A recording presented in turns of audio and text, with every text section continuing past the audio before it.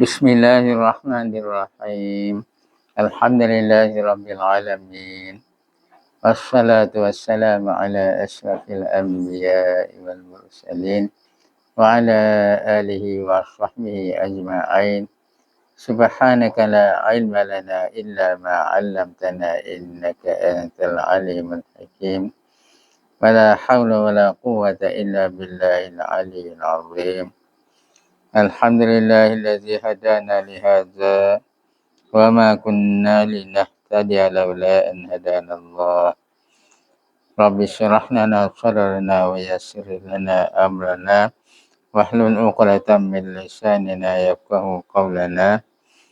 قال المصنف رحمه الله تعالى ونفعنا بعلومه في الدارين آمين ถูกไหม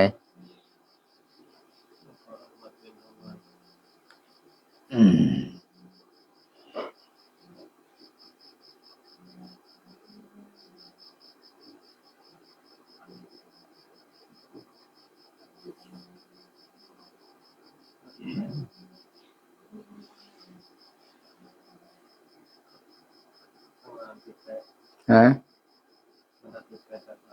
ตารางว่ะ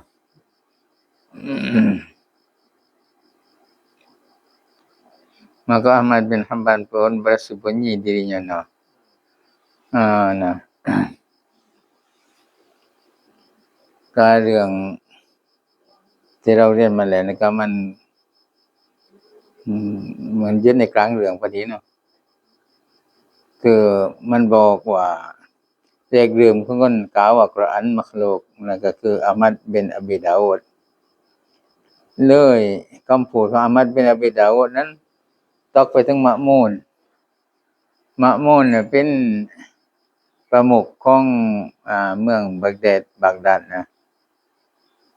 เลยพอเรื่องถึงมันก็มันเห็นว่าคำพูดของ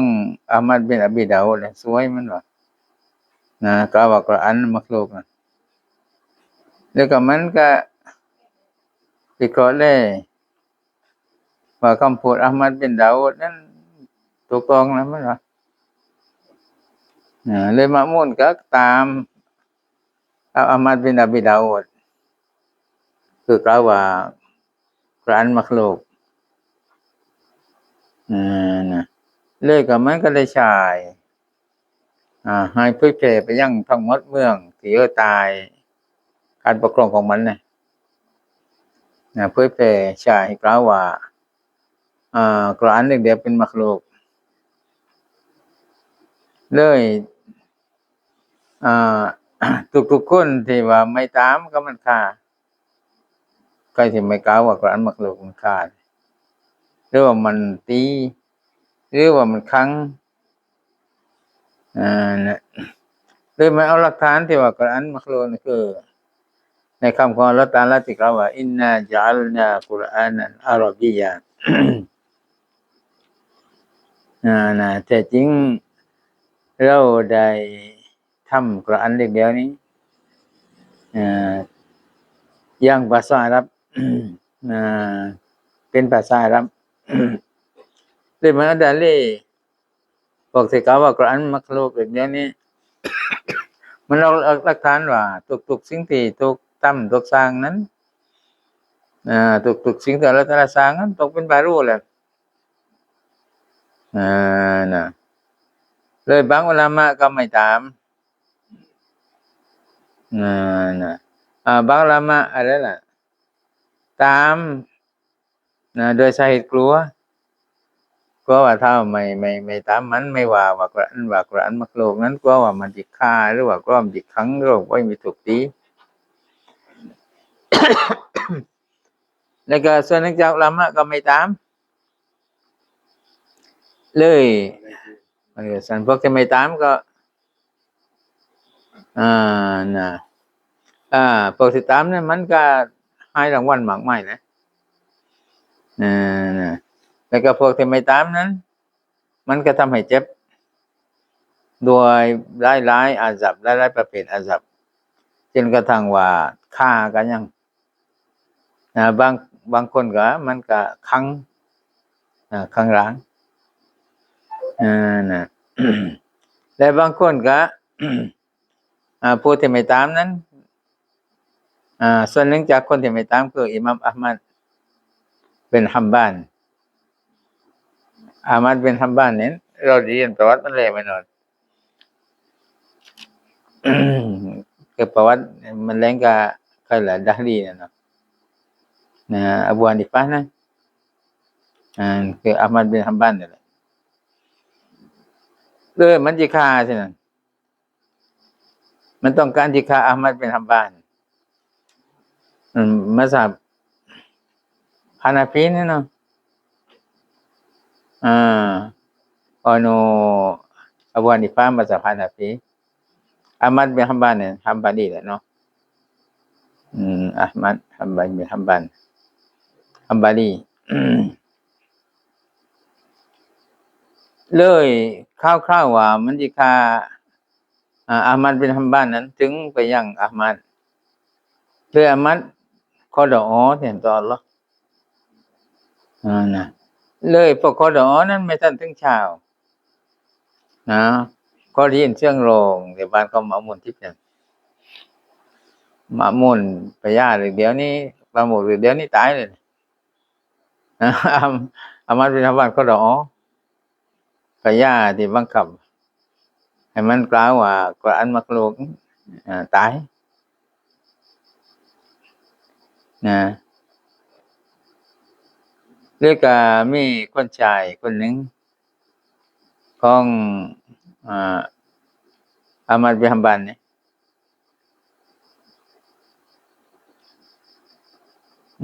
นะ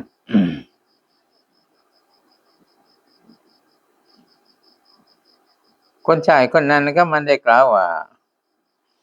จริงคำอามัดให้เป็นฮัมบาลว่าว่าอะไรล่ะQuran itu kalam Allah Quran niคือ kalam Allah Quran ni macam makhluk มันไม่ใช่มักลุกเป็น kalam Allah แต่จริงอามีรุลมุมินีนคือพระนางคนมุมินีนได้ตายซะแล้วก็ได้บังคับให้เป็นขวานให้ว่า Quran คือมักลุกเลยมะมุนก็ แต่เป็นคนบังคับแล้วก็ลงโทษหรือว่าเป็นประมุขเดี๋ยวนี้ตายเลยก็เขาไปแทนมะมุนหรือเลยเอามุตัสซิมบิลละเอามุตัสซิมบิลละชื่อมุฮัมมัดsaudara มะมุนเนี่ยเป็นน้องของมะมุนเลย nah maka diganti akan dia Mu'tasim billahเลยเขาก็เอา Mu'tasim billah ต่อไปเนาะเอา Mu'tasim billah นี่คือมุฮัมมัดชื่อว่ามุฮัมมัด saudara Ma'mun เป็นน้องของมะมุนตายซะแล้ว maka dipesankan akan dia oleh Ma'mun หรือก็ได้สั่งเสียกับมุฮัมมัดนั้นโดยมะมุนก่อนจะตายมันสั่งเสียมุฮัมมัดคือสั่งเสีย Mu'tasim billah suruh mengatakan Quran itu makhluk ใช่ให้กล่าวว่า Quran นี่เดียวเป็น makhluk maka disuruh akan Ahmad bin Hanbal เขาก็เรียกเชิญ Ahmad bin Hanbal คือ pada munazarah ให้มาถกเถียงกันแล้วเนาะมาถกเถียงกันแต่แรกที่ว่าใครชนะmaka munazarah Ahmad bin Hanbal เลย Ahmad bin Hanbal ก็ได้ถกเถียงdengan Ahmad bin Abi Daud เถียงกับ Ahmad bin Abi Daud Ahmad bin Abi Daud มันว่า Quran นั้นมักลุกAhmad bin Hanbal ว่า Quran คือ kalam Allah เถียงกันมาก็Allah Ahmad bin Abi Daud เลยแพ้ Ahmad bin Abi Daud คนที่กล่าวว่า Quran คือมักลุกนะแพ้ก็แพ้ก็พยายามไม่ยอม Maka dikasih suruh mengikut dengan keras akan berkata Quran itu makhluk. แล้วก็พระยาก็บังคับจะให้ตามด้วยข่มขู่ให้พูดว่ากุรอานเดี๋ยวนี้คือมักลุกถึงไปแล้วก็ยังเอาหน้าก็เลยว่าตัดสินในคนแผ่นน่ะนะให้กล่าวว่ากุรอานนี่มันมักลุกmaka tidak mengikut ia เลยอามัดbin Hamban ก็ไม่ตามเลยของมันเที่ยงหน้าแต่ว่าเขานะเขาให้ไปตามไอ้นูนี่maka disuruh pukul akan diaเลยเขาก็จะให้ตีอามัดbin Hamban เนี่ยก็ไม่ตาม maka dipukul kira-kira 15 kali ด้วยดังนั้นเขาก็ตีอามัดbin Hamban คิดว่า15ทีตี15ทีเนี่ยมันก็ putus tali serwalnya เลยขาดเชือกกางเกงขาดสายรัดแน่นอนเชือกผูกกางเกงมันขาดตีสายรัดขาดmaka jatuh serwalnya itu daripada pinggangnya เลยกางเกงของอามัดbin Hamban นั้นมันหลุดจากเอวพอเชือกผูกกางเกงขาดกับกางเกงอีหลุดเลยทีน่ะกางเกงหลุดmaka memandang oleh Ahmad itu kepada langit โดย Ahmad bin Hamban นั้นเลื่อยไปยังฟ้าขอร้องเราทีน่ะขอร้องตายไปตัวนึงเลยmakmunเนาะขอร้องเรา maka tidak sempurna bacaannya denganไม่ทันจบdoaไม่ทันจบ melainkan keluar tangan emas mengangkatkan serwalnya ยกเว้นใดมีมือท่องออกมายกกางเกงถือกางเกงออกมาให้ลุ้นมือท่องมาแต่ไหนก็ไม่รู้มือเป็นเป็นท่องแหละถึงมาถือกางเกงไว้นะmaka tatkala melihat oleh manusia akan yang dikenal itu ดังนั้นลักษณะที่มนุษย์ที่ไปฟังเดี๋ยวนี้ได้เห็นเช่นนั้นได้เห็นว่าคนที่ถูกตีอามัดbin Hamban นั้นถูกตีจนเชือกผูกกางเกงขาดถูกตีจนสายรัดขาดกับกางเกงนั้นพอสิหลุนกับนี่มือท่องมาถือกางเกงไว้พอเห็นปานนั้นแม่นmaka mencita-cita oleh mereka itu akan bawa hendak membunuh akan Mu'tasimnya เลยคนมากๆนั้นก็นึกอยากสิฆ่าMu'tasim Mu'tasim ก็คือพญาเลยคนมากๆนึกสิฆ่าพญาทีน่ะ maka disuruh berhenti daripada memukul akan dia เลยก็เขาก็จะให้หยุดจากการตีอามัดbin Hamban ถ้าหากว่าตีเลยนี่ไม่ดีคนขะแยะพญากับพญาแหละก็ถึงคนไม่พอใจเนาะตกลงว่ามันก็ว่าคนที่ทำร้ายมันก็จะให้หยุดตีซะอย่าตี maka lalu dibawa kepada penjara เลยก็พาไปขังใช่ไหม dibawa kepada penjara พาไปตารางไปขัง maka diam ia oleh Ahmad bin Hamban นั้นอยู่ di dalam penjara itu ในร้างนั้น kira-kira 28 bulan kira-kira 28 เดือน2 ปีเรื่อยเนาะถ้า24เนี่ย2 ปีเนี่ย2 ปี4 เดือนน่ะ28 เดือน maka mati Mu'tasim หรือ Mu'tasim ก็ตายแล้วน่ะ Mu'tasim นั้นเรียกว่าน้องของมะมุนนะตายแล้ว maka diganti akan Wasik billah Harun anak Mu'tasim เนี่ยพอ Mu'tasim ตายเขาก็ได้ทดแทน Wasik billah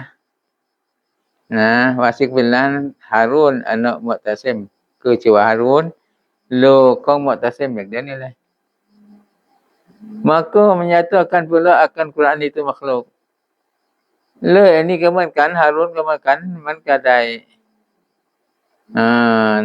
แสดงลาวว่ากุรอานitu dia makhluk maka Ahmad bin Hamban pun bersembunyi dirinya oleh Ahmad bin Hamban ก็ซ่อนตัวเนี่ยซ่อนตัวในรัง maka didatangkan dengan Ahmad bin Nazar Al-Khuzai เลยเขาได้นำมาโดยอะห์มัดบินนาซอรคนอิหลาวนี่อุลามะนึงล่ะของอะห์มัดbin Hanbal นั้นอยู่ในหลังอยู่ maka didatangkan dengan Ahmad bin Nazar Al-Khuzai เลยเขาได้นำมา Ahmad bin Nazar Al-Khuzai maka disuruh mengatakan khalqil Quran เลยได้ใช้ Ahmad bin Nazar นั้นกล่าวว่า khalqil Quran yakni Quran itu makhluk ให้กล่าวว่า Quran itu makhluk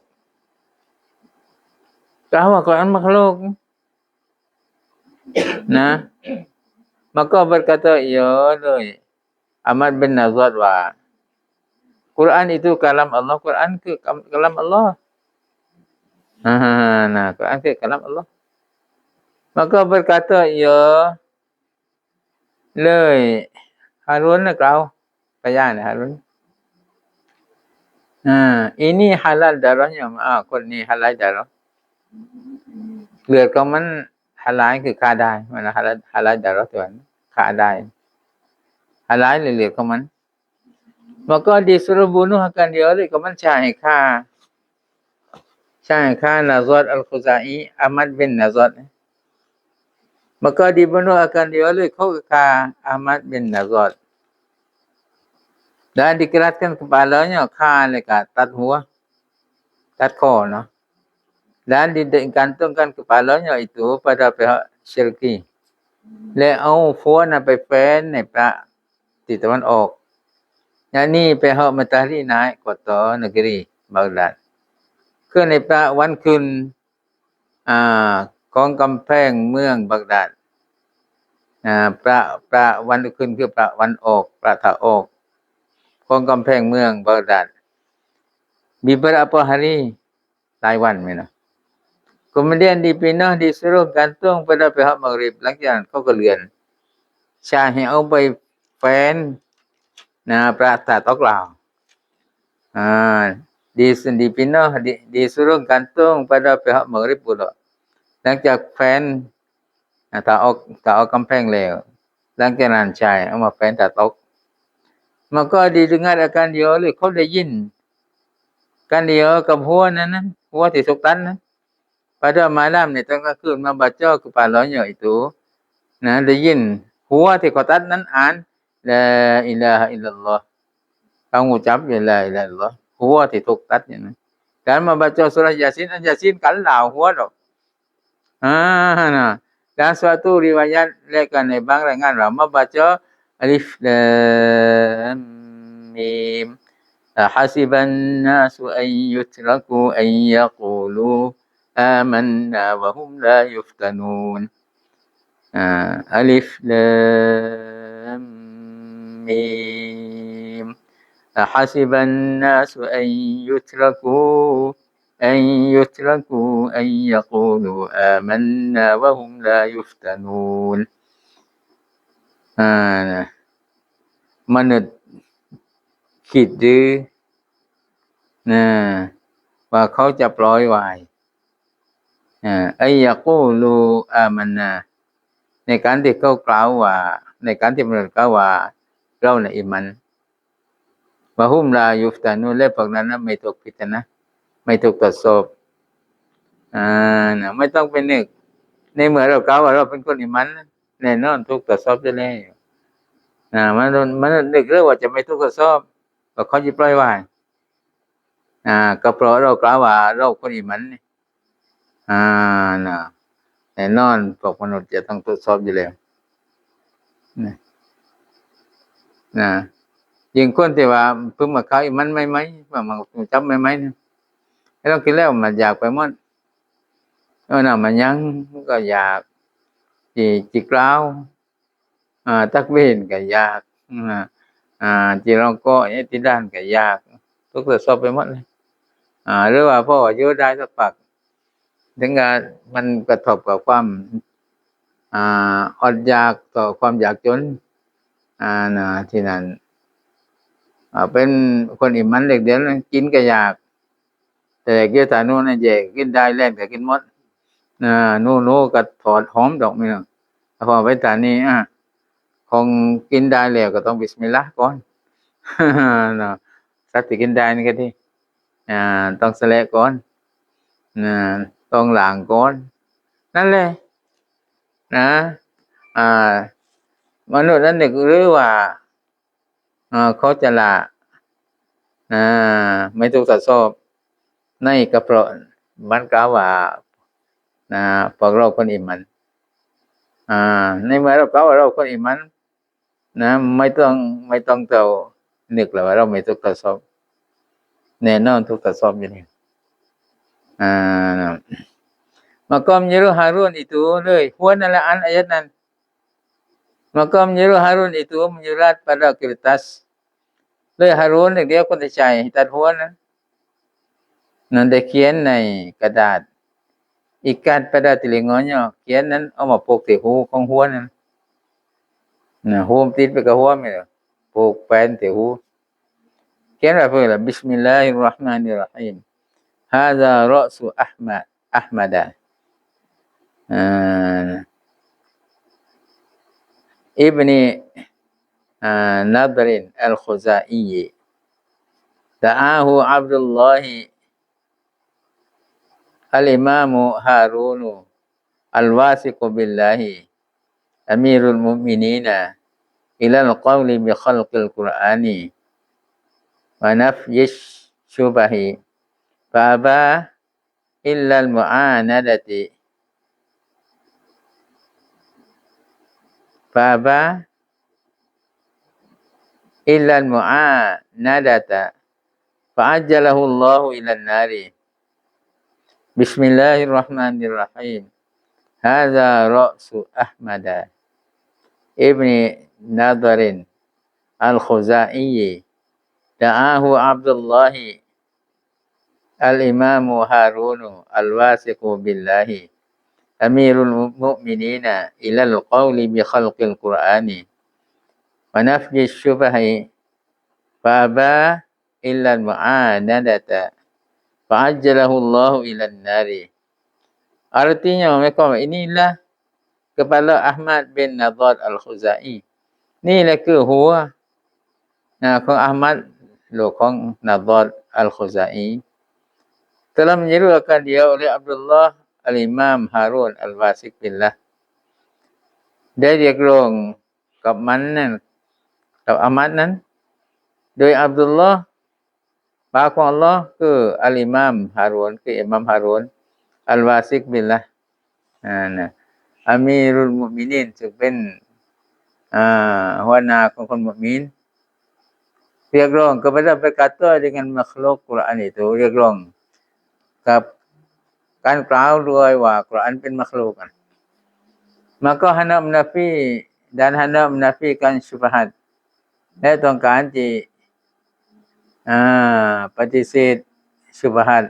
ความขัดแย้ง maka angan ia le มันก็ปฏิเสธ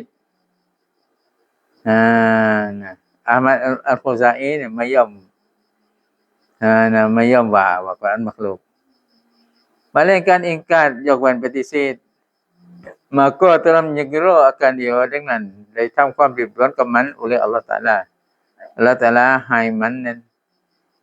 ให้ริบร้อนกับมัน kepada nerakanya apa yang neraka ให้มันในการนรกล้วนๆให้มันตายนั้นมันเขียนไว้ปานนั้นที่นั้นจริงนั้น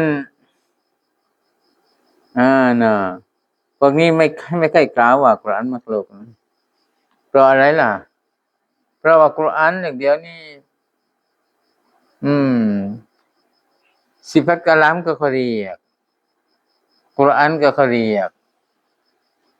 ตกลงพวกที่ว่าเนียนๆไม่กล่าวยามๆกันกลัวคนที่เข้าใจว่าkalam Allah kalam นั้นที่ว่า kalam น่ะเป็นมักลุกว่าเป็นนั่นนี่เพราะว่า sifat kalam นั้นกุรอานก็เขาเรียก kalam ก็เขาเรียกถ้าไปแรงว่ากุรอานมักลุกนั้นเพราะคนที่เข้าใจว่า kalam ที่ยืนที่สัตว์ของตัวนั้นเป็นมักลุกเลยพวกนี้กลัวว่าคนที่กดพนันมันก็ไม่ยอมกล่าวเลยว่ากุรอานมักลุก แต่ถ้าว่ากุรอานที่เรายึดถือที่เรานี่มักลุกนั้นไม่ใช่เถียงนะคือคำพูดลอยๆโดยที่ว่าไม่ใช่ว่าถือกุรอานไว้ไม่ได้อะไรที่นี่ก็กล่าวกุรอานมักลุกนั้นกลัวคนที่เข้าใจผิดคิดว่าสิฟัตกะลามที่ยืนที่สัตว์ของทุกท่านเป็นมักลุกเลยก็ฝั่งนี้ก็ไม่ว่า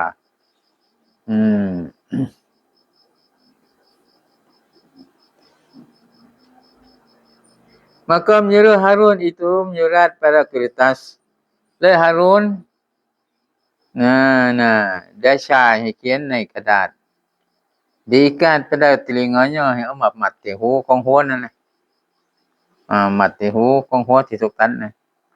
Bismillahirrahmanirrahim Hadza Ra'su Ahmad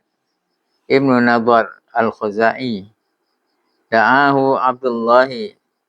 Al-Imam Harun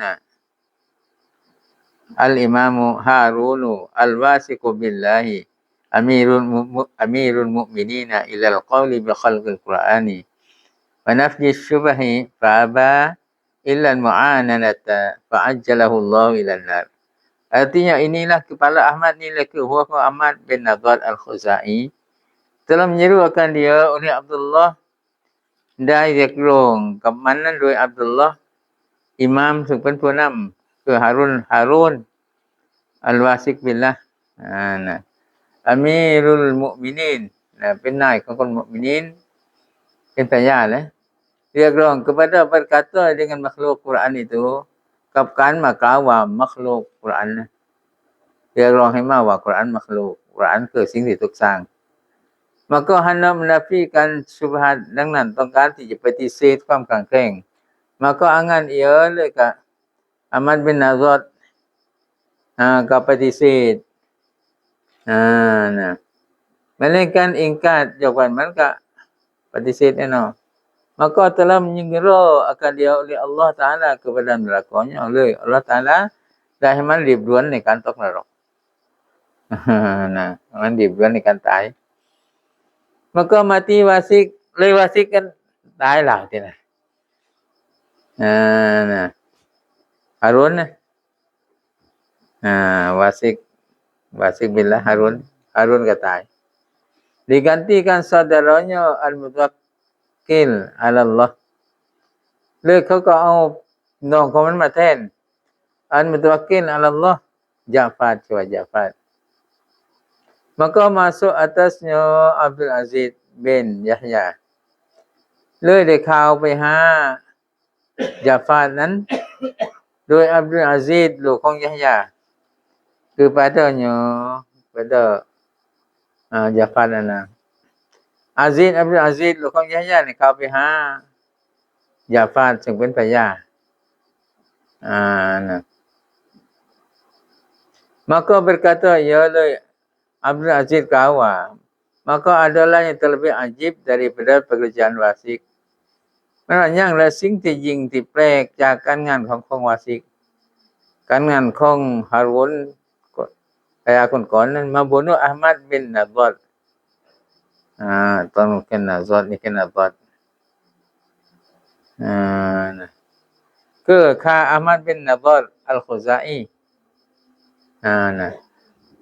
นั่นเป็นงานที่แปลกมันว่า padahal adalah lidahnya membaca Quran ในสภาพที่ยังละลิ้นของอามัดบินนาซอดนั้นmembaca Quran อ่านกุรอานถูกตัดข้อแล้วหัวอ่านกุรอาน maka didapat pada mutawakkil itu insaf เลยได้เพราะว่าในมุตะวักกิลคือยาฟาดนะได้เพราะว่ามันกะinsaf ke fikrahเนี่ย pada dirinya ในตัวของมันinsaf pada diri dan kini dicerna fikrahในตัวของมัน dan mencela ia akan perbuatan saudaranya แต่ก็มันก็ประนามกับการกระทำของบังของมันนะ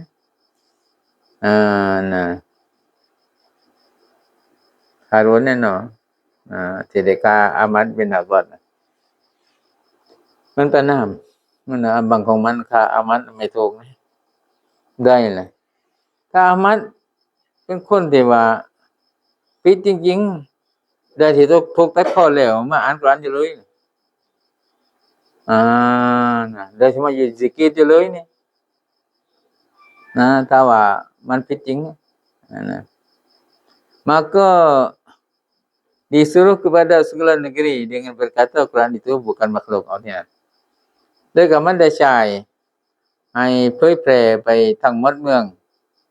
ให้กล่าวว่ากุรอานอย่างเดียวไม่ใช่มักลุกที่ dan disuruh hadirkan Ahmad bin Hanbal และจ่ายผ้า Ahmad bin Hanbal มา Ahmad bin Hanbal อยู่ในร้านจ่ายAhmad bin Hanbal มา maka berkata ya เลยมันก็กล่าวอย่าปาดนะมุตวักกิลala Allahอย่าปาดtelah menerangkan dunia dengan laki-laki ini ได้ทำให้ดุนยาแจ้งนะครับด้วยสาเหตุผู้ชายคนนี้นะอามัดบินฮัมบานเนี่ยทำให้duniaทำให้โลกนี้สว่าง maka diberi persalin ia dengan beberapa kain yang indah-indah เลยมันก็ให้ตาพลัดกลางพลัดนะด้วยหมากไม้ผ้าที่สวยงามให้ผ้าที่สวยงามให้กับอามัดบินฮัมบานdan diberi satu jariyah แล้วก็ให้ทาสหญิงคนนึงนะกับอามัดนะคนที่ถูกเขียนถูกทุบ maka tiada diterimanya oleh Ahmadไม่รับ Ahmad bin Hanbal ไม่รับ dan menangis oleh Ahmad ร้องไห้ dan berkata ia sejahtera aku daripada mereka ituแต่Ahmad bin Hanbal ว่าฉันปลอดภัยจากพวกนั้นพวกพญาที่บังคับ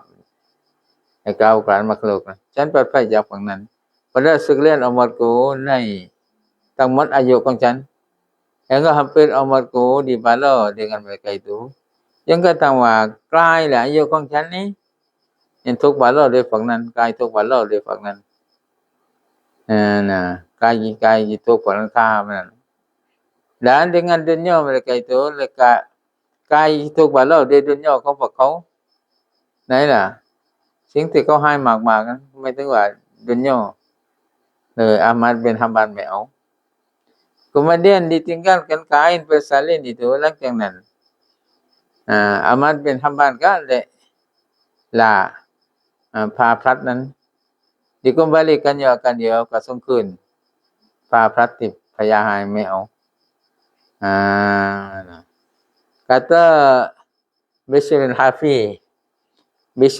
กล่าวว่า tiada seorang yang terlebih kuat atas berkata umpama kata Ahmad dalam percobaan ไม่มีใครสักคนหนึ่งที่ยิ่งที่แข็งแรงบนคำพูดเสมือนคำของอามัดนั่นน่ะอามัดอาจารย์มันแข็งมันไม่ยอมใช่เนาะจะไปกล่าวว่ากุรอานมักลุกไม่ยอมนะวิชาฮาฟิว่าหาไม่ใครแล้วที่ว่าแข็งแรงบนคำพูดเสมือนคำพูดของอามัดบินฮัมบันนี่ di dalam percobaan นะในการทดสอบketika disuruh berkata dengan makhluk Quran itu ในลักษณะที่เขาใช้ให้กล่าวว่ากุรอานนั้นเป็นมักลุก maka adalah pada ketika itu ดังนั้นอย่างและในตอนนั้นตอนที่เขาบังคับใช้ให้กล่าวว่ากุรอานมักลุกนี่ diberi maqam anbiya baginya Tuhanได้ให้ถึงชั้นของนบีให้กับAhmad bin Hanbal เนี่ยนะให้มากมอัมบิยะชั้นของนบีให้ชั้นของนบีนี่คือแล้วง่ายเป็นคนที่ว่าใกล้ชิดกับท่านที่สุดเลยข้ออะไรตัวให้มาก่อน dengan kerana inilah dua sebab ni lah menurut Imam Syafi'i ด้วยเหตุที่ว่าอะไรล่ะมันเขาให้มากมอัมบิยะเนาะAhmad bin Hanbal เนี่ยSebab inilah menyuruh Imam Syafi'i Syai kepada Baghdad hai pergi yang Baghdad. Hendak minta baju yang ia pakai. ต้องการหยิกคอเสื้อที่อิหม่ามอะห์มัดบินฮัมบัลใช้เสื้อที่อิหม่ามอะห์มัดบินฮัมบัลใส่ แต่tak kala dipukul akan diaตอนที่เขาตีมันนะตีAhmad bin Hanbalนะ maka dikirimnya akan dia kepadanyaเลยเขาก็ได้ฝากakan dia akan bajun kepadanya kepada Imam Syafi'i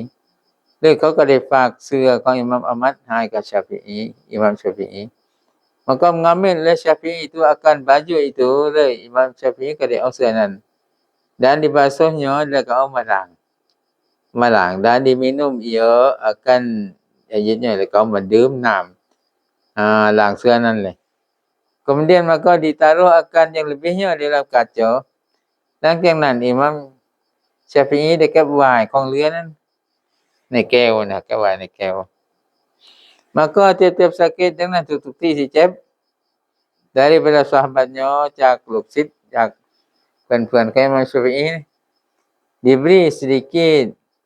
daripada ayat itu มันจะให้สักฮีดนึงจากน้ำนั้นเลยน้ำที่ล้างเสื้อของ Imam Ahmad นะให้น้ำล้างเสื้อนั้นฮีดนึงnah maka apabila disapu pada tubuhnya meneng badai jangan meneng badai เขาเอาไปลูบในตัวลูบตำรางjadi hilang sakitnya มันจะเป็นว่าหายเลยความเจ็บอยู่ในตัวนั่นคือความบรากัดของอะไรของน้ำล้างเสื้อของ Imam Ahmad พอใครเจ็บให้เอาไปลูบนั่นไปลูบหายnah kata qil bang Tan Pro dilihat oleh seorang dalam tidurnya คือคุณหนึ่งได้เห็น di dalam tidurnya ในตอนที่มันนอนหลับตอนที่คุณนั้นนอนหลับก็ได้ฝันเห็น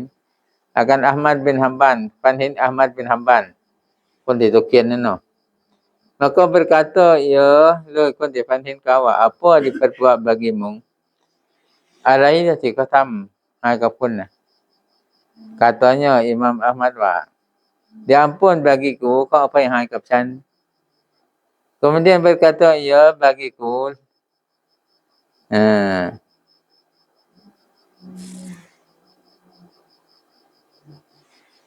Hey Ahmad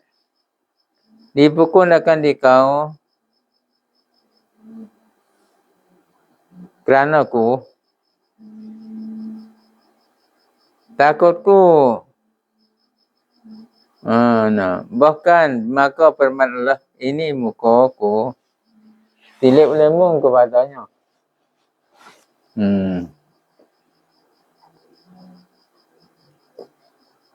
นี่คือมีคนหนึ่งได้ฝันเห็นอะห์มัดบินฮัมบัลแล้วก็คนที่ฝันนั้นกล่าวว่า apa diperbuat bagimu เขาทำอะไรกับคุณมั่งล่ะอะห์มัดนะ katanya Imam Ahmad ในฝันนั้นกล่าวว่า diampun bagiku เขาอภัยให้กับฉัน kemudian berkata ia bagiku หลังจากนั้นอิหม่ามอะห์มัดได้แลงกับฉันแลงกับคนฝัน Hey Ahmad kemudian berkata ia bagiku หลังจากนั้นก็คือใครล่ะอัลเลาะห์เท่าไหร่bagiku หลังจากนั้นอัลเลาะห์ตะอาลาก็ได้แลงกับฉันคือได้แลงกับอะห์มัด bagiku หมายถึงอะห์มัดแลงว่า Hey Ahmad dipukul akan dikau เขาได้ตีเจ้านะkerana aku เพราะฉันฉันตรงนี้หมายถึงอัลเลาะห์เขาได้ตีเจ้าเพราะฉันเพราะเจ้านั่นแหละไงว่าได้ปกป้องเกี่ยวกับเรื่องของฉัน kataku ฉันกล่าวว่า bahkan ครับ kataku Imam Ahmad ว่าครับใช่ฉันปกป้องเกี่ยวกับคำพูดของคนเนี่ยmaka firman Allah และAllah Taala กล่าวว่า ini mukaku นี่คือหน้าของฉัน tilik olehmu kepadanya เจ้าจงแลเลยต่อกับหน้าของฉันนี่sungguhnya telah aku haruskan bagimu แต่จริงฉันได้อนุญาตให้เจ้าแลได้ก็แล้วไงว่าเนียมัตสุดยอดแล้วนี่คือได้เห็นสัตว์ของตัวหั่นแหละนั่นคือเนียมัตสุดยอดคนที่กล่าวสวรรค์ ความบรมสุขในสวรรค์เด็กเดียวนั้นเป็นเรื่องจากการได้เห็นTuhanเลยก่อนเพราะว่าความบรมสุขต่างๆเดี๋ยวนี้คือมันเป็นมักลุกของอัลเลาะห์ทั้งเป็นไม่ว่าจะเป็นลูกบินนันดารีไม่ว่าจะเป็นวิญญาณมุขละดุนและกลับใจไม่ว่าจะเป็นน้ำธรรมดาไม่ว่าจะเป็นน้ำพึ่งไม่ว่าจะเป็นนมไม่ว่าจะเป็นลาวไม่ว่าจะเป็นปราสาทไม่เป็นราชวังไม่ว่าจะเป็นสิ่งที่ว่าคอยเปิ้นเปื้อความสุขให้คนสวรรค์นั่นมันโล่งจากการเห็นTuhanทั้งเป็นนะเลยอิหม่ามอะห์มัดนั่นเรียกว่าเขาฝันเห็นว่ามันนั่นTuhanให้แลเลยนะซึ่งบนดุนยานี้ไม่มีใครได้เห็นTuhanจากวันนบีของเรานี่ขึ้นมิราจนบีมูซาก็เห็นTuhanภูเขาแลกเหลวหมดไม่ได้เห็นได้ขึ้นไปมุนาจัตขึ้นไปเฝ้าTuhanนั้นต้องการจะเห็นTuhanบอกว่าถ้าเจ้าไปแล่ไปที่ภูเขานั่นแหละถ้าหากว่าภูเขานั้นประทับอยู่กับที่เจ้าก็ได้เห็นเลยTuhanให้ภูเขานั้นแลกเหลวพวกนั้นพวกที่ต้องการเห็นTuhanน่ะสลบหมดต้องลงว่าไม่ได้เห็นเท่าแล้วกับTuhanนะนบีของเราคนเดียวที่ได้เห็นในเวลาเป็นเวลาตื่นแต่ฝันเห็นนั้นไม่ว่ากันเนาะฝันเห็นนะแต่ว่าเรียกว่าเห็นในช่วงที่ตื่นอยู่ไม่ใช่เรื่องฝันนะนบีของเราคนเดียวหรอกถึงนี้อิหม่ามอะห์มัดนะพอฝันเห็นว่าTuhanให้อิหม่ามอะห์มัดได้เห็นTuhanสุดยอดแห่งเนียมัตเลยdan dikatakan lagi melihat oleh Syafi'i akan Nabi sallallahu alaihi wasallam pada tidurnya. Allahu a'lam.